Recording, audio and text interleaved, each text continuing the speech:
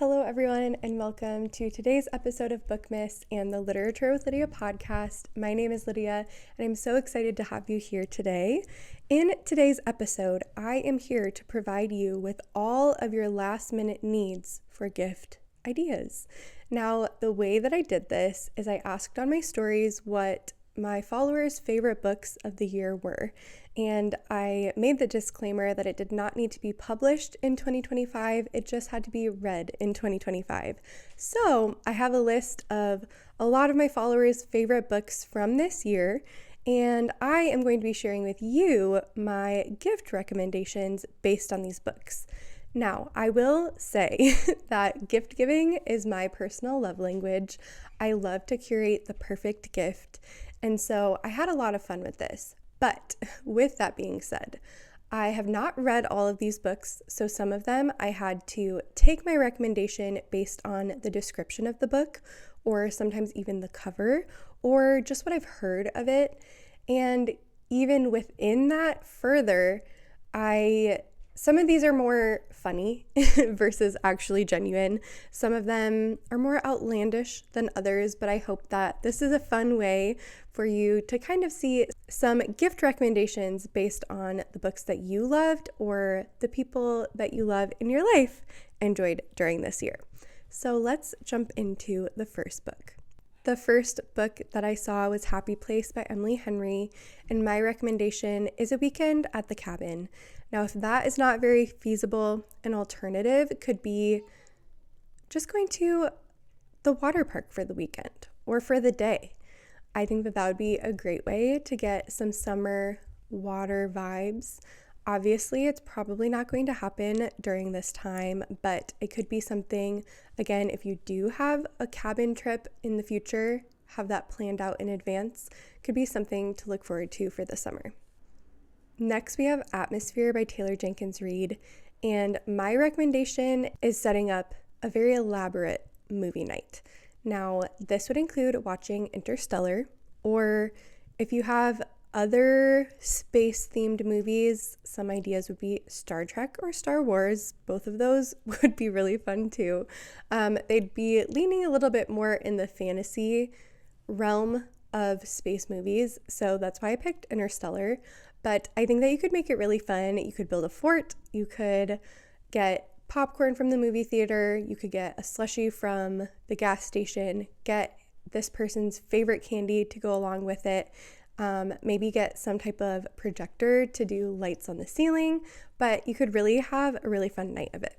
Next, we have Great Big Beautiful Life, also by Emily Henry, and my recommendation could go two different ways. First, a sourdough starter kit, or espresso machine, all of the necessary tools for that to kind of make your own little at-home cafe.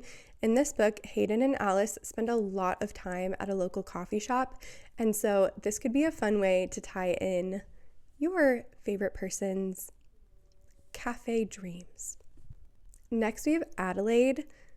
I don't know the author's name. I should have looked that up, but in this book, the main character goes to the UK, and so my recommendation is a little treat basket with all of the different snacks that you can find from the UK.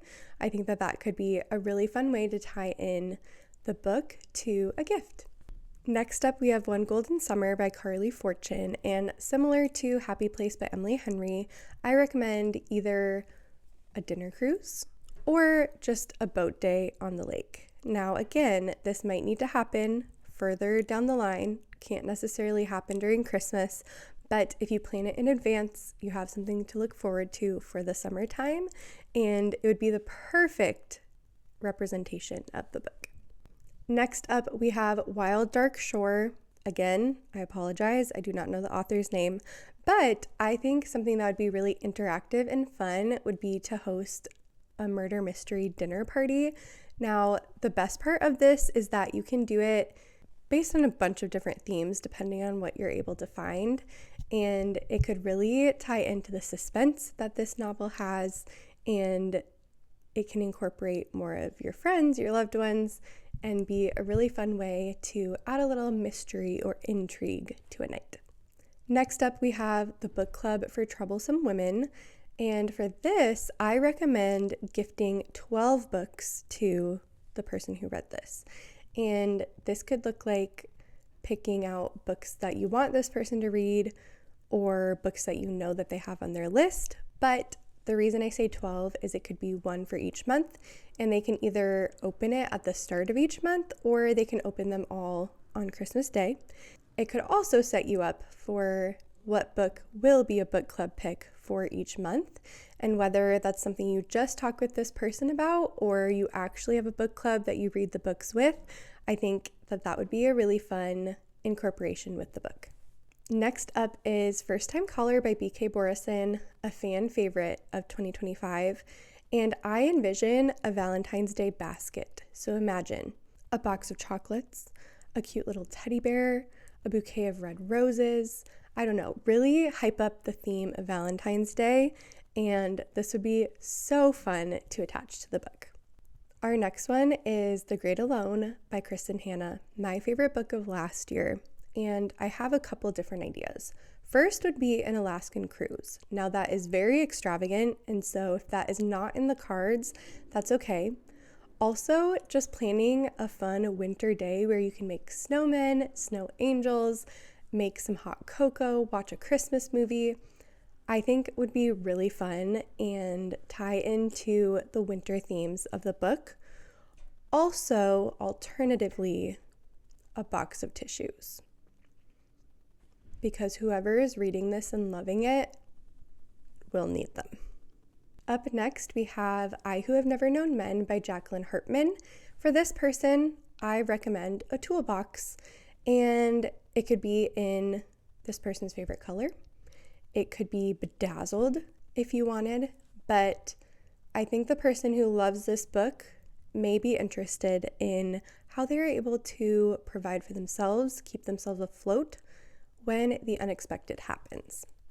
Next, we have Scythe by Neil Shusterman, my personal favorite book of this year, and my recommendation is a bathrobe.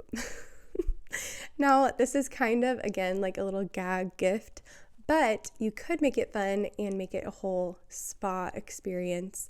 So a face mask, I don't know, stuff for your nails. There are a lot of different ways that you could take this.